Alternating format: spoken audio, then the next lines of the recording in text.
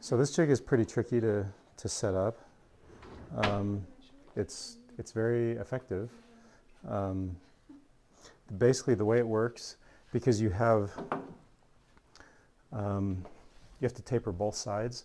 There are other ways to taper. You can use the sander, and that's pretty effective. But I think this is probably the most exact, and it does two of them at the same time. Yeah, Victoria. I probably should ask this before everything. What's tapered? Oh, that's a great question. Funny you should ask. Okay, so this is tapered. Mm-hmm. It's that right there, and this is straight. So if you do it on the sander, it's the same thing. This might be the most kind of fussy of all boring, well, cut to length, boring, cove, arc, and taper. Taper is it's the last step, and it's definitely the fussiest. So that's why I'm starting on a scrap hammer. So if you have any scrap hammers, don't throw them away, because we can use them we can use them for pianos for one or two at a time if we need to, but we can also use them for this. Okay, the thing about tapering is, well, there are a lot of things about it. The purpose, let's get at that. Because the bass hammers in particular have an angle to them, they require clearance. They require more clearance. And so tapering enables the hammer to clear its neighbor. But that said, generally we'll taper all the hammers, even if they're not angled, or was that a rake? Is that a rake or the pitch? I can't remember. So when you do it on the sander, it just same thing. It just requires some setup. We have a jig that we use that just right here. It's just a block with a stop. So you just put it on the, let's see, if we have the thing, sander right here, put it like that. So you set it up, and then you just push this up to the stop block, and it's all about where you clamp this. Then the problem is, when you go and do it on the other side, now you have to move the jig. You have to precisely set it up because you no longer have this square side because you've tapered it. And that's what this does. I think this the table saw does a better job too. Hopefully the blade is sharp enough to do a good job. We'll see. So both of these are set up differently. This one is a little bit further out because it's still square, whereas this is the old hammer that I'm just using as kind of a gauge, I guess. Be sure that you don't cut the jig itself. It looks like we do have some blade marks there. And I would also recommend, as you're setting it up, just go very slowly. Don't try to get it all at once. Like, just take a tiny bit off, and then kind of incrementally move it over there till you feel like, okay, now I've got a good taper. A good taper, you could taper the entire hammer from start to finish. I generally don't. I might start right about where the felt begins, or maybe slightly beyond. So it's a more gradual taper than you think. So if you look at this, if you compare, you see that? Like, it's not that much of a taper. It's fairly gradual, okay? So this is the second one. Actually, and the way I'm gonna, well, I guess it doesn't matter right now. We'll do. This is the original hammer, and so I have that one lined up such that if you look over, kind of using this as your straight edge, and you look at where the taper is, the taper should be parallel to the straight edge of the jig. I think I pretty much have it, so you kind of have to ignore, like from here over. Am I pretty close? Maybe I'll screw that one in slightly more. So that's the stop right there for that angle. See how that did. And this tightens both of them at the same time. Loosens and tightens both at the same time.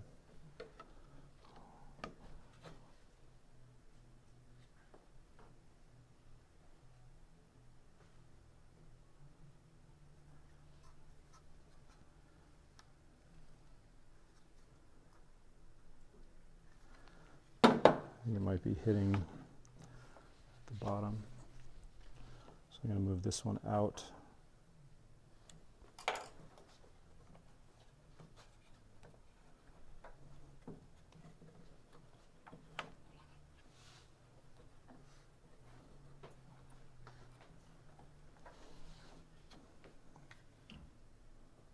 Okay, that looks pretty square there. You can see how that's flat with the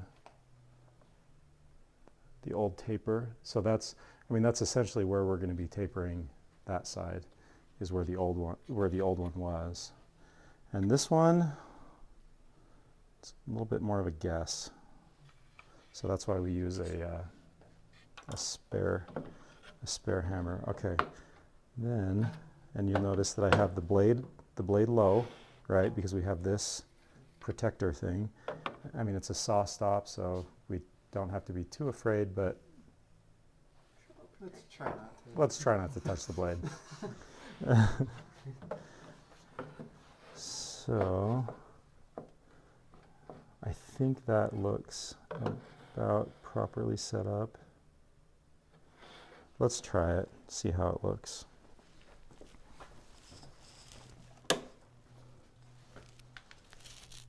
Let's do ear protection, eye protection.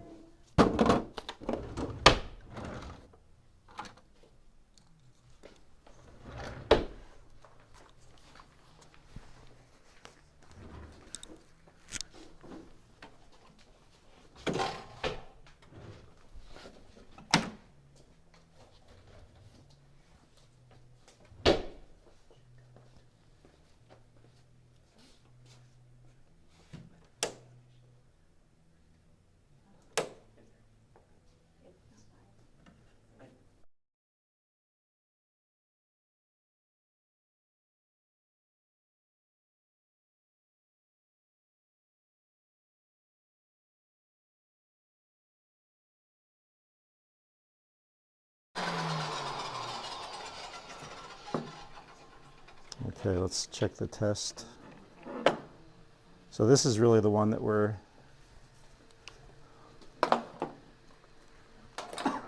this is really the one that we're testing, because this one, right, was already tapered, and so I was just kind of using it as a straight edge to check, you know, make the jig and set the this thing so that it's the correct distance.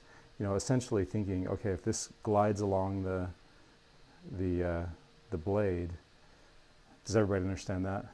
How that's done? Okay, so that shouldn't cut, just glide along.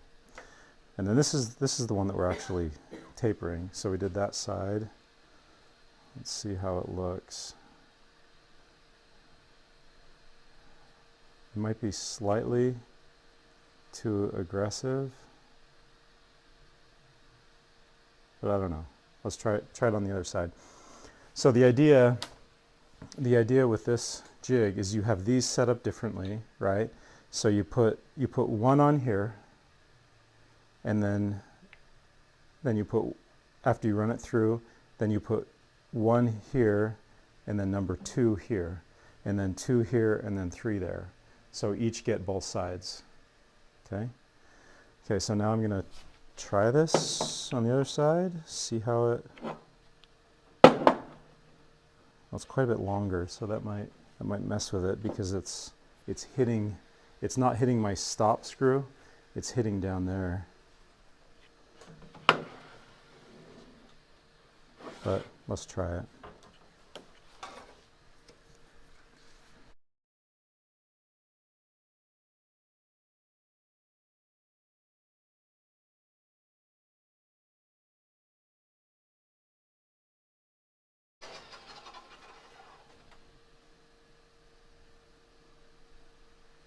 Yeah, let's cut it to length. It did taper it slightly. You see that? But it's not quite enough. And that was caused not, well, I don't know yet. But I suspect that because it wasn't hitting the stop screw, I think that's why. Because it was hitting the jig over here because it's so long, right? So that looks like a pretty good taper. That one's a little bit weak.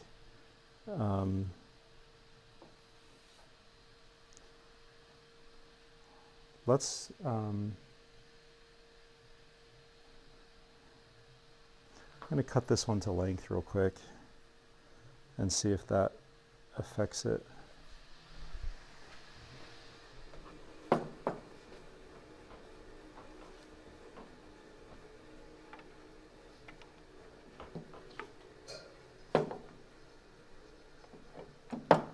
I think it's not touching the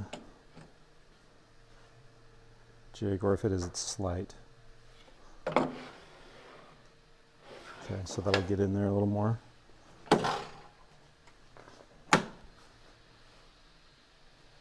Is it on a really long extension cord? Yeah. I think that'll do that.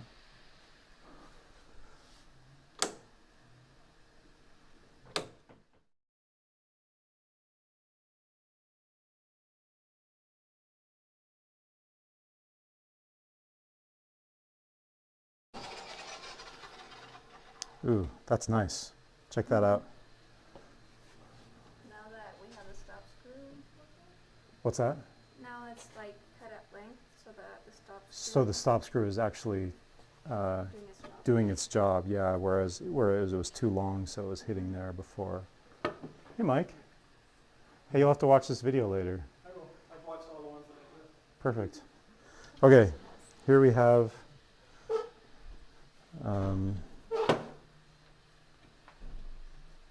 the old one, and then this is just a scrap that we're trying. But I mean, it looks like a pretty similar taper. We don't have to match it precisely. We just need to taper it. I mean, that is a pretty good match. But kind of like coving, you don't have to match the cove perfectly. In fact, Mike and I just ran into a scenario yesterday where we had when you can see it here, the way this coving jig works is that, well, they're not doing it like we do it. I don't know how they did it, but the way we do it, we have a full circle, right? But they only have part of a circle, and then it's just straight. And the problem that Mike was running into is when he matched this diameter exactly, it went too far into the hammer, and it actually went slightly into the hole, and which, you know, frankly would probably hold just fine, but we just went down. What did you go down? 1 or 2 sizes for your cove? Me? Yeah. Yeah, one size. Okay. From 1.25 inches to 1.5 inches. Okay. So just 1/8 of an inch, and that was enough to get you out of the hole. Okay. So, you know, rather than having this exact diameter and having this exact shape here where it's straight and then coved, It's a slightly smaller diameter, but it works with our jig. We don't have to do it exactly. Same with the arc. You know, we want to approximate the old arc, but if we don't get it exactly, that's okay. I've never run into a problem ever where I was like stumped because, oh great, this set of hammers that I'm using isn't working because the cove is an inch and an eighth when the original was an inch and a quarter. Like that never happens. Let's try it on a few hammers of your of your set. Okay. All right. So a good way to kind of differentiate between the two. At this point in the game, you should have your cove done. You should have your arc done. The only thing left now is the tapering. So a good way to kind of differentiate is to think one side the cove is one way and the other side the cove is the other way, and that way you don't. I mean, it's just easy to kind of get lost as you're going through. I'm actually wondering if these are too long. They might be, darn it. Well, let's run it through. See what happens.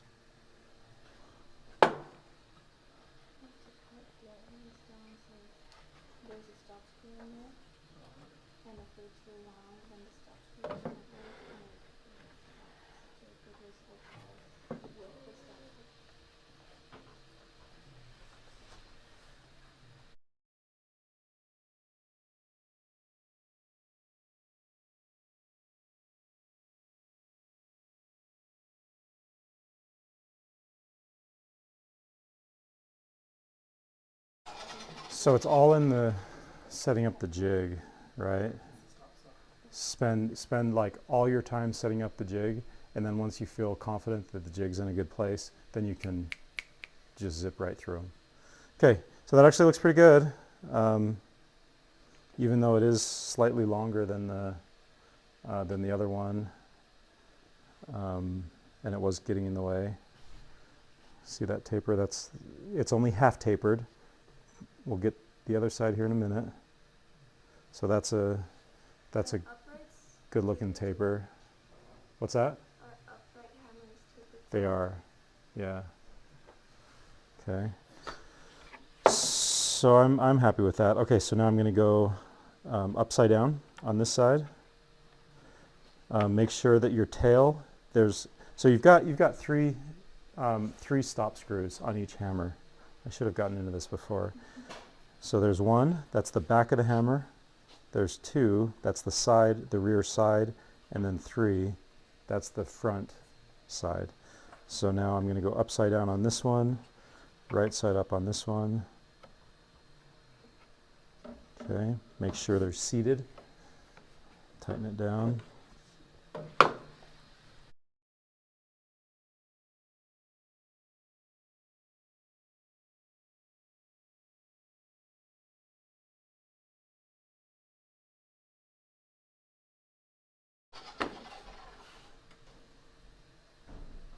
It's not bad. I like that taper a lot.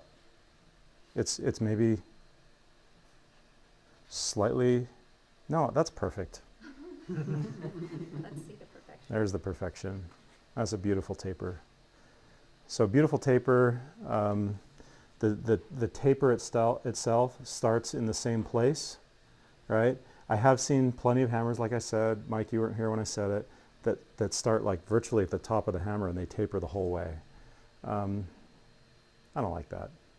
I like to start the taper, you know, right there, maybe somewhere. Maybe it could be in the felt, if whatever, just somewhere in there. They start at the same place, they go down to the same angle, and then your little smaller area here, it should basically be centered, which tells you that the angles are the same, right? If one angle is slightly stronger than the other, then it's going to be off to one side, right? Okay, so that looks really good, if I do say so myself. And then I'm going to do this one, the other side. So this, see you, Mike. And this one goes upside down. So now we have the next one in here, right? Make sure that it's pushed down all the way back and all the way down on both sides, on all three stops.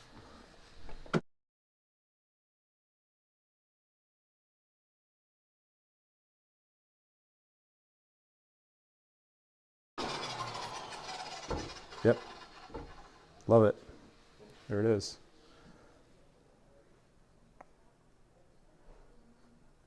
Okay. All right. Thank you. Okay. All done. Taper. And I'll just kind of inch it out ever so slightly until I'm happy with it. But this one happened to like be right on the first time. This one's easy to get right on the first time. That one takes more inching it out. So this screw would adjust your taper. Both of them do. Well, okay, so one is higher than the other, right? And that gives you your angle. But you have to adjust these kind of in conjunction with each other, because this straight edge here glides along that straight edge there. So if you move both of them up, then you have to move both of them up over here. Otherwise, because this is your reference point right here, if they're not together, then One angle's going to be sharper than the other, right? well, if you have both angles correct, the angle will be correct. The problem is it'll be in a different spot. Mm.